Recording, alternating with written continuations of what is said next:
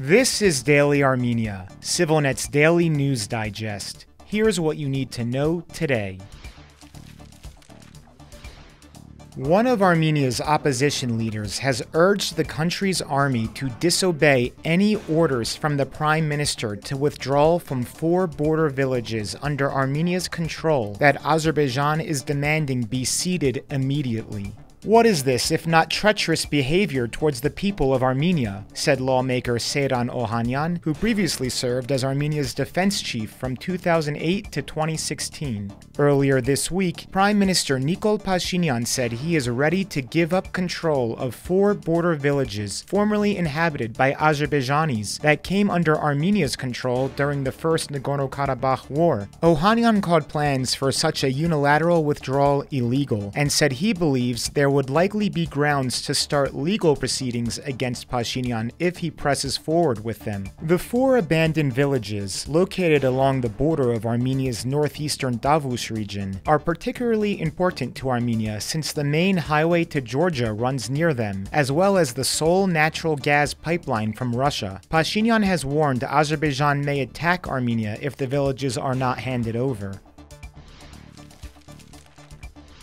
Pashinyan met yesterday with French President Emmanuel Macron on the sidelines of a major international summit in Brussels to review the latest developments in the Armenia-Azerbaijan normalization process and discuss further steps to strengthen Armenia-France cooperation. That is according to Armenia's readouts of the talks. France has emerged as one of the country's strongest supporters on the international stage, and the 2 countries signed a first-of-its-kind arms deal last year. The leaders' meeting came just one day after France's newly appointed prime minister called on Azerbaijan to withdraw its forces from Armenia and accused Moscow of seeking to punish Yerevan for its westward turn, marking some of his strongest remarks on the region to date. A spokesman for Azerbaijan's foreign ministry quickly lashed out at Gabriel Attal's remarks, calling them unfounded, outrageous, and provocative, and urging France to stop interfering in Azerbaijan's internal affairs.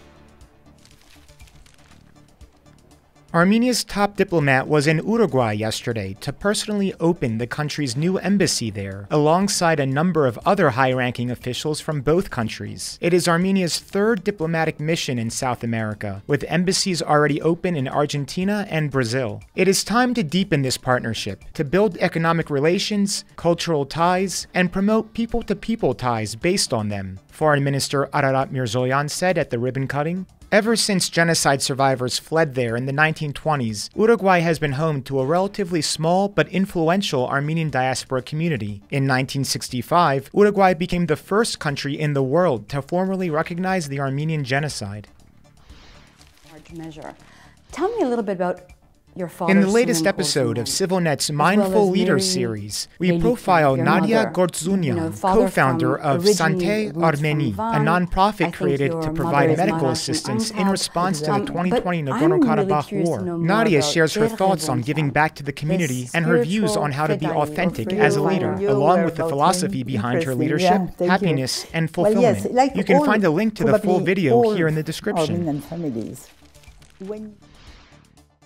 And finally, the CivilNet number of the day is 850. That's the estimated amount of hectares of remaining public green space in Yerevan, down from almost 2,000 at independence 30 years ago. Our new article on the problem of Yerevan's shrinking green spaces traces the history and evolution of this issue, the negative environmental impacts it has on life in the city, and what can be done about it. All our latest English language articles and reports can be found at civilnet.am/en. And as always, please follow CivilNet for the latest news and independent reporting from our contributors on the ground here in Armenia.